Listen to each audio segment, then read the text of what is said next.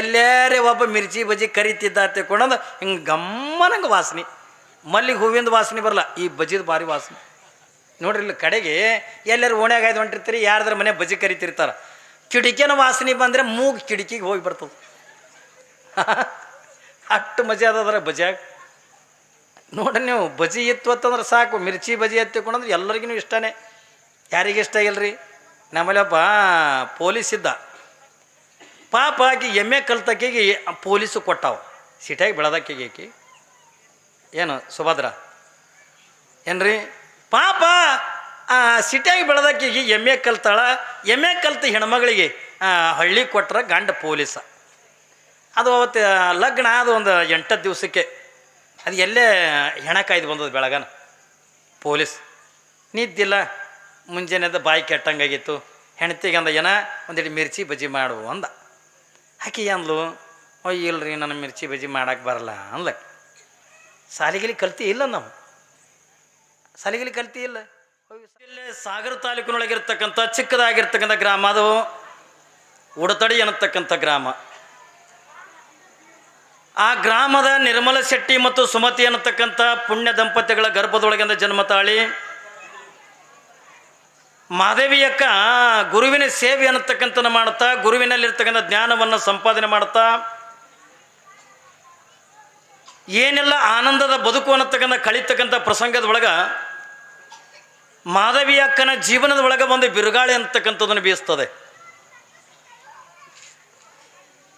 ಅದು ಎಂಥ ಬಿರುಗಾಳಿ ಎತ್ತಿಕೊಂಡಂತ ಕೇಳಿದ್ರೆ, ಹೆಂಗೆ ಈ ವರ್ಷಿನ ಕಾಲಕ್ಕೆ ನಮಗೆಲ್ಲ ಮಳೆ ಅಂತಕ್ಕಂಥ ಹೆಚ್ಚಾಗಿ, ಬೆಳೆ ಅಂತಕ್ಕಂಥ ಹಾಳಾಗಿ ನಾವೇನು ಚಿಂತೆ ಮಾಡಕತ್ತೀವಲ್ಲ, ಇದು ಸಣ್ಣ ಪುಟ್ಟ ಬಿರುಗಾಳಿ ಆಗಿದ್ರೆ ಮಾದೇವಿ ಅಕ್ಕನ ಜೀವನದ ಒಳಗಿಂದ ಭಾಳ ದೊಡ್ಡ ಬಿರುಗಾಳಿ ಅಂತಕ್ಕಂಥ ಬೀಸ್ತು. ಅದು ಎಂಥ ಬಿರುಗಾಳಿ ಎತ್ತಿಕೊಂಡಂತ ಕೇಳಿದ್ರೆ, ರಾಜನಾಗಿರ್ತಕ್ಕಂಥ ಕೌಶಿಕ ಮಹಾರಾಜ ತನ್ನ ಮೆರವಣಿಗೆ ನಡೆದಿರ್ತಕ್ಕಂಥ ಪ್ರಸಂಗದ ಒಳಗೆ ಯಾರ ಮೇಲಂದ ದೃಷ್ಟಿ ಬೀಳ್ತದೆ ಹತ್ತಿಕೊಂಡಂತ ಕೇಳಿದ್ರೆ, ಮಹಾದೇವಿ ಅಕ್ಕನ ಮೇಲೆ ಕೌಶಿಕ ಮಹಾರಾಜನ ದೃಷ್ಟಿ ಬೀಳ್ತದೆ.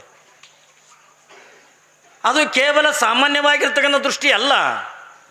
ಕೌಶಿಕ ಮಹಾರಾಜನ ದೃಷ್ಟಿ ಅನ್ನತಕ್ಕಂಥದ್ದು ಹೆಂಗೆ ಬಿತ್ತು ಹತ್ತಿಕೊಂಡಂತ ಕೇಳಿದ್ರೆ, ಮಹಾದೇವಿ ಅಕ್ಕಳ ಮೇಲೆ ಅಂದ ಕಾಮದ ದೃಷ್ಟಿ ಅನ್ನತಕ್ಕಂಥದ್ದನ್ನು ಬೀಳುತ್ತದೆ.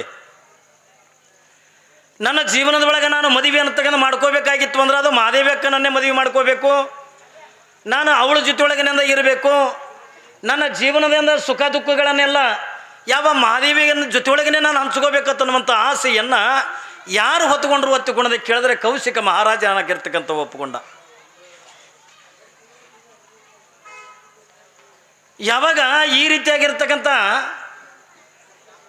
ಮನಸ್ಸಿನೊಳಗೆ ಆಸೆ ಅಂತಕ್ಕಂಥ ಇಟ್ಟುಕೊಂಡು ನಿನ್ನಿನ ದಿವಸ ಏನು ಮಾಡ್ತಾನೆ ಹತ್ತಿಕೊಂಡದೆ ಕೇಳಿದ್ರೆ, ತನ್ನ ಕೈ ಒಳಗಿರ್ತಕ್ಕಂಥ ಮಹಾಮಂತ್ರಿಗಳಿಗೆ ಅಂದ ಕರೆದಿಂದ ಹೇಳ್ತಾನೆ, ಏನಂತ,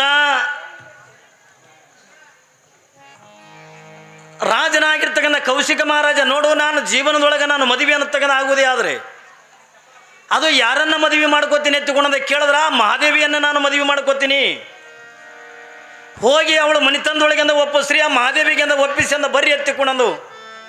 ಯಾವಾಗಿಂದ ನಿನ್ನೆ ಮಂತ್ರಿ ಮತ್ತು ಒಂದು 8-10 ಜನ ಸಖಿಯರಿಂದ ಕರ್ಕೊಂಡು ಯಾವ ನಿರ್ಮಲ ಶೆಟ್ಟಿ ಮತ್ತು ಸುಮತಿಯರ ಮನಿತನಕ್ಕೆಂದ ಬರ್ತಾನೆ. ಯಾವುದು ಮನುಷ್ಯನೊಳಗಿಂದ ಬ್ಯಾಡ ಹತ್ತುಕೊಂಡಂದು ಸಂಕಲ್ಪ ಮಾಡಿರ್ತಕ್ಕಂಥ ಮಹಾದೇವಿ ಯಾವದವಳಿಗಿಂದ ಬ್ಯಾಡಾಗ್ಯದಲ್ಲ, ಅದು ಒಂದು ಒತ್ತಿ ಅಂದ ಮೈ ಮೇಲಿಂದ ಬರ್ಲಿಕ್ಕತ್ತದೆ. ಮಾದೇವಿ ಅಕ್ಕಳಿಗಿಂದ ಮದುವೆ ಬೇಕಾಗಿಲ್ಲ, ಸಂಸಾರ ಬೇಕಾಗಿಲ್ಲ, ಯಾವುದನ್ನು ಕೂಡ ಬೇಕಾಗಿಲ್ಲ. ಹಾಗಾದ್ರೆ ಮಾದೇವಿ ಅಕ್ಕಗಿಂದ ಬೇಕಾಗಿರ್ತಕ್ಕಂಥ ಏನು ಒತ್ತುಕೊಂಡ ಕೇಳಿದ್ರೆ, ಕೇವಲ ಆಧ್ಯಾತ್ಮದ ಜೀವನ ಅಂತಕ್ಕಂಥ ಬಿಟ್ಟರೆ ಬೇರೆ ಯಾವುದು ಕೂಡ ಬೇಕಾಗಿದ್ದಿಲ್ಲ. ಇಲ್ಲಿ ಮನೆಯೊಳಗಿಂದ ಬಂದು ಸುಮತಿ ಮತ್ತು ನಿರ್ಮಲ ಶೆಟ್ಟಿಯರಿಗಿಂದ ಕೇಳುತ್ತಾರೆ, ಅಮ್ಮ ನಿನ್ನ ಮಗಳಂದ ಭಾಳ ಪುಣ್ಯ ಮಾಡ್ಯಾಳ, ಭಾಳ ಪುಣ್ಯ ಮಾಡ್ಯಾಳ. ತಂದೆ ತಾಯಿ ಕೇಳ್ತಾರಂತ ಪುಣ್ಯ ಏನು ಮಾಡ್ಯಾಳ ನನ್ನ ಮಗಳು ಹತ್ತಿಕೊಂಡ ಕೇಳಿದ್ರೆ, ರಾಜನಾಗಿರ್ತಕ್ಕಂಥ ಕೌಶಿಕ ಮಹಾರಾಜ ನಿನ್ನ ಮಗಳ ಮೇಲಂದ ಮನಸ್ಸು ಮಾಡ್ಯಾನೆ. ಅವನು ಮದುವೆ ಅನ್ನತಕ್ಕಂಥ ಮಾಡ್ಕೋಬೇಕಾಗಿತ್ತು ಅಂದ್ರೆ ಅದು ನಿನ್ನ ಮಗಳನ್ನು ಬಿಟ್ಟರೆ ಅಂದ್ರೆ ಬೇರೆ ಯಾರನ್ನೂ ಕೂಡ ಮದುವೆ ಆಗಂಗಿಲ್ಲ ಹತ್ತಿಕೊಂಡಾನೆ ಅಂತ ರಾಜನೇ ನಿನ್ನ ಮಗಳ ಮೇಲಂದ ಮನಸ್ಸು ಮಾಡೋದ ಬಳಕ ನಿಮಗೆ ಸಂಪತ್ತಿಗಿಂದ ಏನು ಕೊರತೆ ಬೀಳ್ತದೆ. ನೀನು ಸಣ್ಣ ಪುಟ್ಟಂದ ವ್ಯಾಪಾರ ಮಾಡೋದು ಬೇಕಾಗಿಲ್ಲ. ಯಾಕೆ ಕೌಶಿಕ ಮಹಾರಾಜನ ಬಳಿ ಸಂಪತ್ತಿಗಿಂದ ಕೊರತೆಗಿಲ್ಲ, ವಜ್ರ ವೈಡೂರ್ಯ ಇದೆ, ಬಂಗಾರ ಬೆಳ್ಳಿ ಇದೆ, ಮುತ್ತು ರತ್ನಗಳಿದ್ದಾವೆ, ಬೇಡ ರಾಜನಾಗಿರ್ತಕ್ಕಂಥ ಮನಸ್ಸು ಮಾಡೋದನ್ನು ತಿಳ್ಕೊಂಡ್ರೆ ಏನ್ರಿ ನಿನ್ನ ಮಗಳ ಮೇಲಿನ ಪ್ರೀತಿಗಾಗಿ ಅರ್ಧ ರಾಜ್ಯವನ್ನು ನಿಮಗೆಂದು ಕೊಡಬಹುದು, ಅದಕ್ಕೆ ನಿನ್ನ ಮಗಳನ್ನು ಕೌಶಿಕ ಮಹಾರಾಜನಿಗೆಂದು ಕೊಟ್ಟು ಮದುವೆ ಮಾಡ್ರಿ ಎತ್ತಿಕೊಂಡಂದಾಗ ನಿರ್ಮಲ ಶೆಟ್ಟಿ ಸುಮತಿಯರಂತಕ್ಕಂಥವ್ರು ನಮ್ಮ ನಿಮ್ಮಂಥವ್ರಾಗಿದ್ದೀರಿ ಅಂತ ಒಪ್ಕೋತಿದ್ದೀವಿ ಅನ್ನೋ ಸಂಪತ್ತನ್ನು ನೋಡಿ ನಮ್ಮ ನಿಮ್ಮಂಥ ಸಾಮಾನ್ಯ ಜನರಾಗಿದ್ದೀವಿ ಎತ್ತಿಕೊಂಡ್ರ ಆ ರಾಜನಲ್ಲಿರ್ತಕ್ಕಂಥ ಸಂಪತ್ತಿಗಾಗಿ ನನ್ನ ಮಗಳು ಸುಖದಾಗಿ ಬೀಳ್ತಾಳಲ್ಲ, ನನ್ನ ಮಗಳಿಗೆ ಬಂಗಾರ ಬೆಳ್ಳಿ ಅಂತಕ್ಕಂಥ ಸಾಕಟ್ಟಿರ್ತದಲ್ಲ ಅನ್ನುವಂಥ ಭಾವನೆ ಅಂತಕ್ಕಂಥ ಮಾಡಿ ಒಪ್ಕೋದು ಬೇಕಾಗಿತ್ತು. ಆದರೆ ಮಹಾದೇವಿ ಅವಳು ಯಾವ ಆಸೆಗಾಗಿ ಬಂದಂತಾಳಲ್ಲ, ಆಮಿಷಕ್ಕಾಗಿ ಅಂತ ಬಂದಿರತಕ್ಕಂಥವಳಲ್ಲ, ಹೆಣ್ಣು ಹಣ್ಣು ಮಣ್ಣಿಗಾಗಿ ಅಂತ ಬಂದಿರತಕ್ಕಂಥವಳಲ್ಲ. ಈ ಲೋಕಕ್ಕಂದ ಎದಕ್ಕೆ ಬಂದಾಳ ಹತ್ತುಕೊಂಡಂತ ಕೇಳಿದ್ರೆ ತಾನು ಒಬ್ಬ ಆಧ್ಯಾತ್ಮ ಜೀವಿಯಾಗಿ ವೈರಾಗ್ಯದ ಮೂರ್ತಿಯಾಗಿ ಯಾವ ಜಗತ್ತಿನೊಳಗೆಂದ ಮಾಯೆಯನ್ನು ಮೆಟ್ಟಿ ನಿಂತಿರ್ತಕ್ಕಂಥ ಅಲ್ಲಮ್ಮ ಪ್ರಭುದೇವರನಿಂದ ಸೋಲ್ಸಕ್ಕೆಂದು ಬಂದಿರತಕ್ಕಂಥವಳು ಮಾದೇವಿ ಅಕ್ಕ ಮದುವೆಗೆ ಹೆಂಗೆ ಮನಸ್ಸು ಮಾಡ್ತಾಳ್ರಿ? ಹೆಂಗೆ ಮಾಡ್ತಾಳ? ಏನೆಲ್ಲ ಆಸೆಗಳನ್ನು ತೋರಿಸಿದ್ರು. ಅರ್ಧ ರಾಜ್ಯವನ್ನೇ ರಾಜ ನಿನಗೆಂದ ರಾಜ್ಯವನ್ನು ಕೊಡ್ತಾನೆ.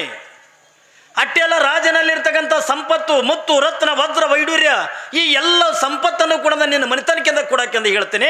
ಅದಕ್ಕೆ ನಿನ್ನ ಮಗಳನ್ನ ರಾಜನಾಗಿರ್ತಕ್ಕಂಥ ಕೌಶಿಕ ಮಹಾರಾಜನಿಗೆಂದ ಕೊಡ್ಲಿಕ್ಕೆ ನೀವು ಒಪ್ಪಗೋರಿ ಎತ್ತಿಕೊಂಡಂದಾಗ ನೋಡ್ರಿ ಅವರ ಬಲ್ಲಿ ಧರ್ಮದ ನಿಯತ್ತೆ ಅಂತ ಅದು.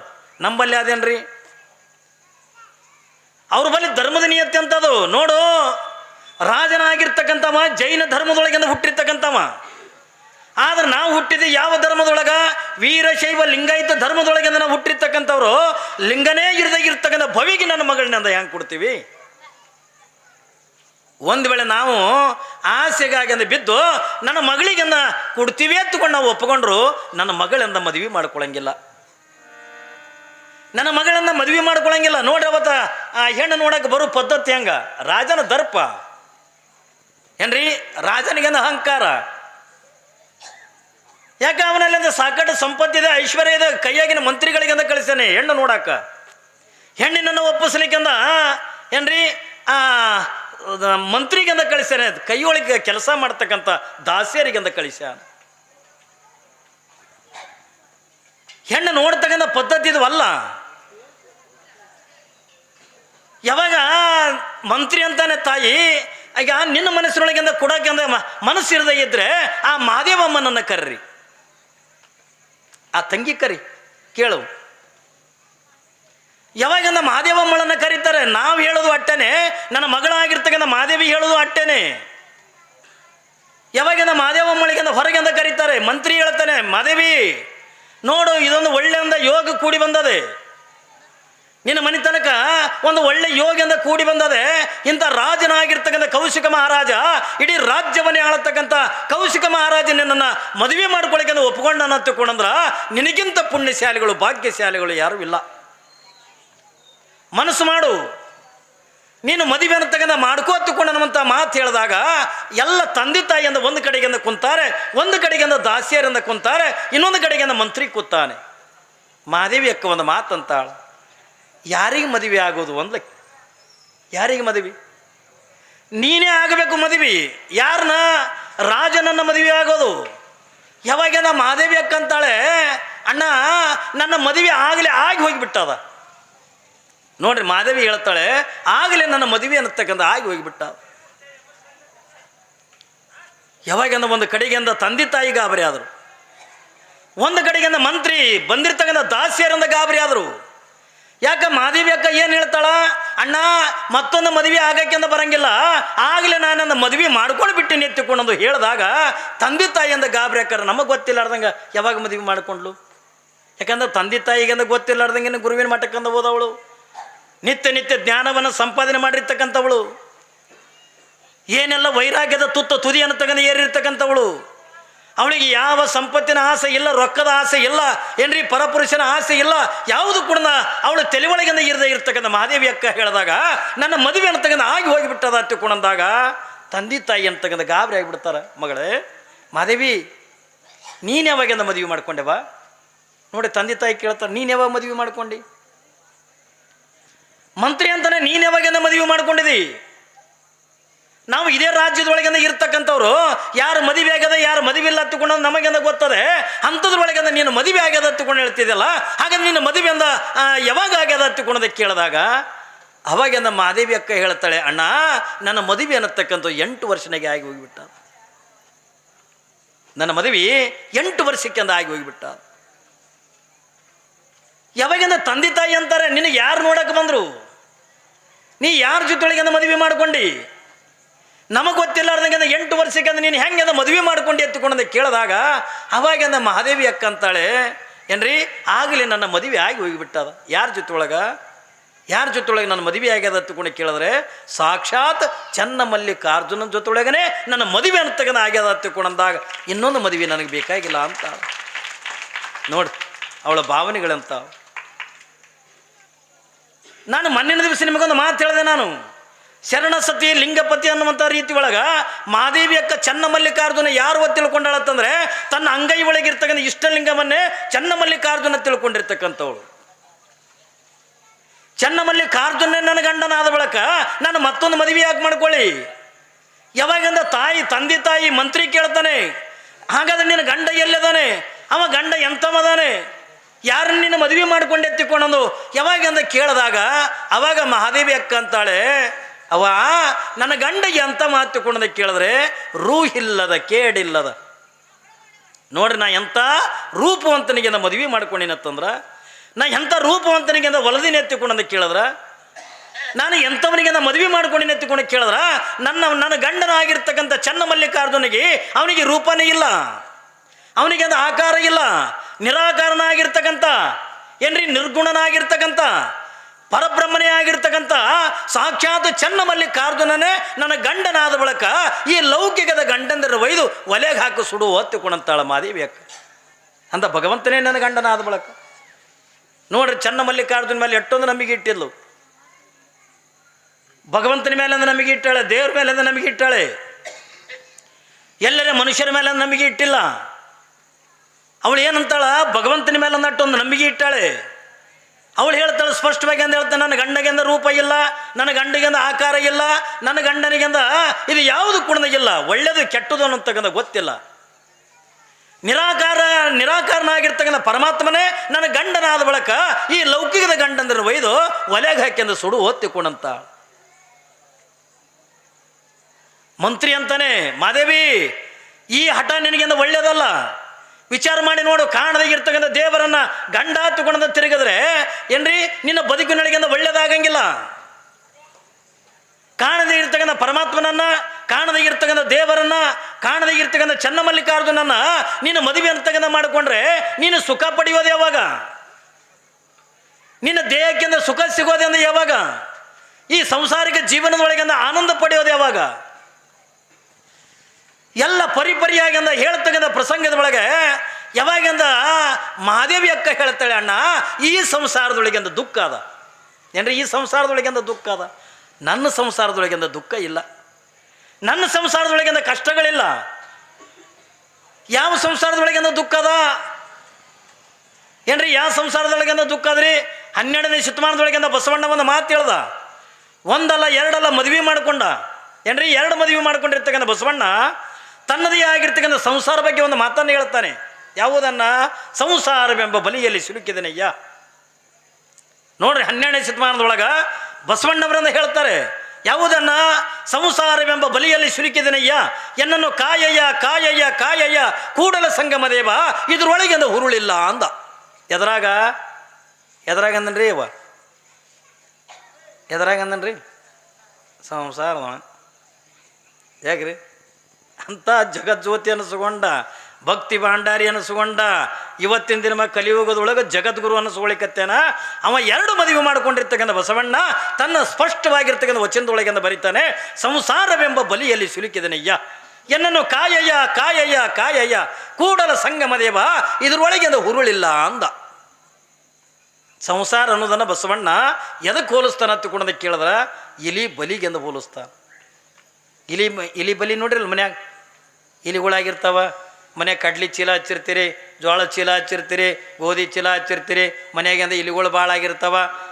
ಯಾವಾಗಿಂದ ಇಲಿ ಭಾಳ ಆದಾಗ ನಾವು ಏನು ಮಾಡ್ತೀವಿ? ಮನ್ಯಾಗಿಂದ ಒಂದು ಬಲಿ ತಂದಿಡ್ತೀವಿ. ಯಾಕ್ರಿ ಬಲಿ ಇಡ್ತೀವಿಲ್ಲ, ಇಲಿ ಬಲಿ ಬಲಿ ಅಂತೀರೇನು ಏನಂತೀರಿ ಕಡೆ? ಬಲಿನೇ ಅಂತೀರಿ. ಒಂದು ಇಲಿ ಬಲಿ ತಂದು ಇಡ್ತೀರಿ, ಅದನ್ನು ಒಯ್ದು ಎಲ್ಲರ ಚೀಲದ ಸಂಧ್ಯಾಗ ಇಡ್ತೀರಿ ಬಲಿ. ಮತ್ತು ಖಾಲಿ ಬಲಿ ಇಟ್ರೆ ಅಂದ್ರೆ ಇಲಿ ಬಂದು ಒಳಗೆ ಬೀಳ್ತಾವೇನ್ರಿ? ಖಾಲಿ ಬಲಿ ಇಟ್ರೆ ಇಲಿ ಬಂದು ಒಳಗೆ ಬೀಳ್ತಾವ? ಬೀಳಂಗಿಲ್ಲ. ಅದ್ರಾಗ ಏನು ಇಡ್ಬೇಕ್ರಿ? ಇಲಿ ಮೂಗಿಗೆ ವಾಸನೆ ಬರೋ ಪದಾರ್ಥ ಬಲಿಯಾಗಿ ಇಟ್ಟೇವ ತಿಳ್ಕೊಂಡ್ರೆ ಯಾವಾಗಿಂದ ಇಲಿ ಮೂಗಿಗೆ ಅದು ವಾಸನೆ ಬಡಿತು ಅಂತಂದ್ರೆ ಅವಾಗಿಂದ ಇಲಿ ಬರ್ತಾವೆ. ಏನು ಇಡ್ಬೇಕ್ರಿ ವಾಸನೆ ಬರೋದು? ಮಿರ್ಚಿ ಬಜಿ. ನೋಡ್ರಿ, ನೀವು ಎಲ್ಲರ ಜಾತ್ರೆಗಳಿಗೆ ಹೋಗಿರ್ತೀರಿಲ್ಲ, ಜಾತ್ರೆಗೆ ಹೋದಾಗ ಬೇಂಡ ಬತಾಸ ಇವೆಲ್ಲ ಅಂಗಡಿಗಳಿರ್ತಾವ. ನಮ್ಮ ದೃಷ್ಟಿ ಆ ಕಡೆ ಹೋಗಂಗಿಲ್ಲ.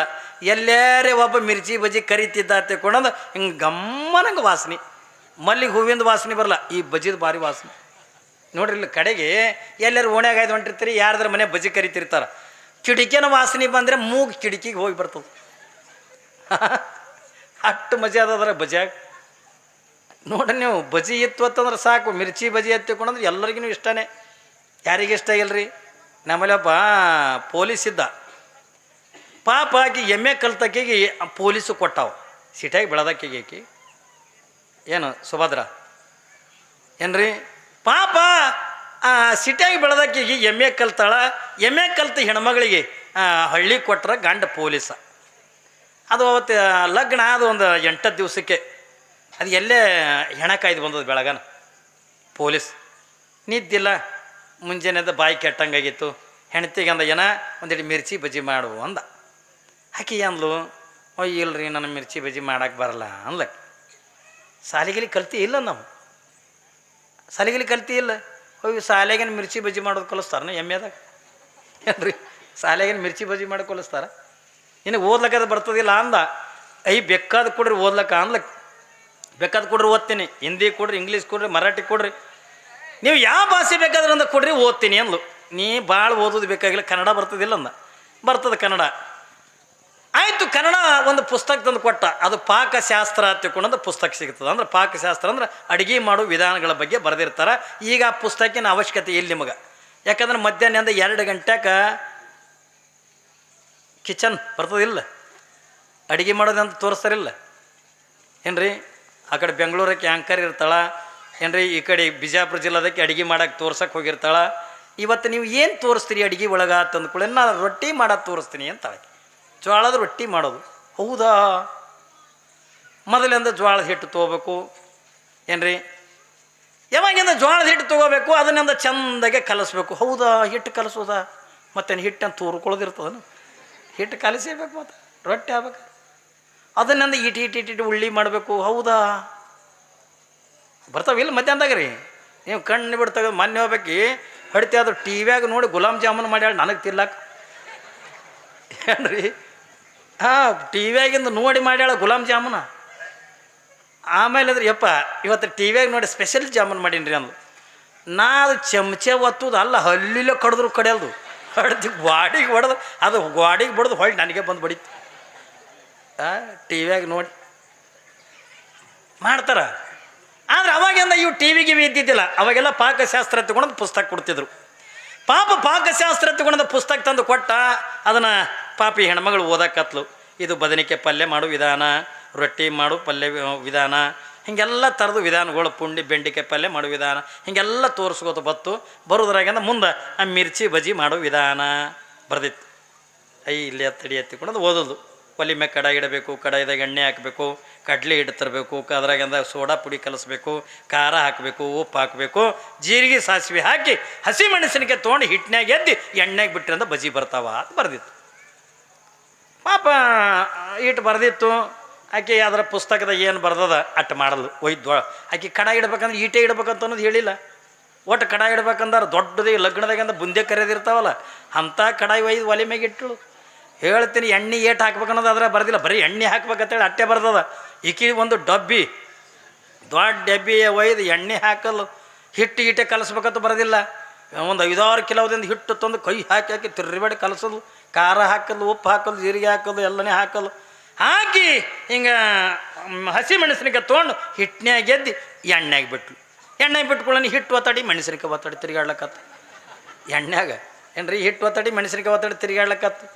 ಹಿಂಗೆ ಯಾಕೆ ಆಲಾಕತ್ತದ ಬಜ್ಜಿ ಬರ್ಲಾಗವ ಯಾಕೆ ಏನಾಯ್ತು ಏನು ತಪ್ಪಿನಿ ಆ ಕಡೆ ಈ ಕಡೆ ಎಲ್ಲ ಸವರ್ಸೋದ್ಲು ಮತ್ತು ಪುಸ್ತಕ ಓದಲ್ಲು ಅದ್ರ ಏನು ಬರ್ದಿತ್ತು ಎಲ್ಲ ಕರೆಕ್ಟ್ ಮಾಡಿದ್ಲು ಯಾಕೆ ಬರ್ಲಾಗ್ಯಾವ ಬಜ್ಜಿ ಯಾಕೆ ಬರ್ಲಾಗ್ಯಾವ ತಗೊಂಡು ಚಿಂತೆ ಮಾಡ್ಲಕತ್ಲು ಮೊದಲೇ ಪೊಲೀಸ್ ಅದ ಗಂಡ ಬಂದು ಹೊಡಿತಂದ್ರೆ ಏನು ಮಾಡಲಿ ಚಿಂತೆ ಯಾವಾಗಿಂದ ಎಲ್ಲ ಲೆಕ್ಕ ಹಾಕ್ಕೊಂಡು ಹೋಗಿ ಬಾಗಲ್ದಾಗ ನಿಂತಿದ್ಲು ಬಾಗಲ್ದಾಗ ನಿಂತಿದ್ರು ಎದುರಿನ ಮನಿದಿಂದ ಬಜ್ಜಿ ವಾಸನೆ ಬರ್ತಿತ್ತು ಮಿರ್ಚಿ ಬಜ್ಜಿ ವಾಸನೆ ಈಕೆ ಬಜ್ಜಿ ವಾಸನೆ ಬರ್ಲಕತ್ತಾವ ನೋಡ್ಬೇಕತ್ತಿಕೊಂಡು ಹೋಗಿ ಕಿಡಿಕ್ಯಾಗ ಹಣಿಕೆ ಹಾಕಿ ನೋಡಲ್ಲು ಈಗ ಏನು ಮಾಡ್ಯಾಳ ಎಲ್ಲನೂ ಹಾಕಿನೂ ಮಾಡಿದ್ಲು ಆಕಿ ತೊಗೊಂಡು ಮೆಣಸಿನಕಾಯಿ ತೊಗೊಂಡು ಹಿಟ್ಟಿನಾಗ ಗೆದ್ದು ಎಣ್ಣೆಗೆ ಬಿಟ್ಟುಕೊಳ್ಳೇನ ಬರು ಹಾಕೊಂಡು ಬಂದಾಗ ಉಬ್ಲಕತ್ತು ಆಕಿನ ಮನ್ಯಾಗ ಬಜ್ಜಿ ಚಂದ ಹಾಲಕತ್ತು ಈಕಿ ನಾ ಮಾಡಿದ್ದೆ ಮಾಡ್ಲಕತ್ತಾಳ ನಂದ್ಯಾಕೆ ಬಜ್ಜಿ ಬರ್ಲಾಗ್ಯಾವ ಈಕಿನ ಮನ್ಯಾಗ ಬರ್ಲಕತ್ತಾವಲ್ಲ ಏನು ತಪ್ಪಿನಿ ಹೆಂಗೆ ದಿಟ್ಟಿಸಿ ನೋಡಿದ್ರಾಗ ಅಯ್ಯಯ್ಯವ್ವ ಇಲ್ಲೇ ತಪ್ಪಿನಿ ಅದಕ್ಕೆ ಬಜ್ಜಿ ಬರ್ಲಾಗ್ಯಾವ ಯಾಕೆ ಆಕಿ ತಲೆ ಬೋಳಿಸ್ಕೊಂಡಾಳ ನಾನು ತಲೆ ಬೋಳಿಸ್ಕೊಂಡಿಲ್ಲ ಹಂಗೆ ಏನ್ರಿ ಆಕಿ ತಲೆ ಬೋಳಿಸ್ಕೊಂಡಾಳ ನಾ ತಲೆ ಬೋಳಿಸ್ಕೊಂಡಿಲ್ಲ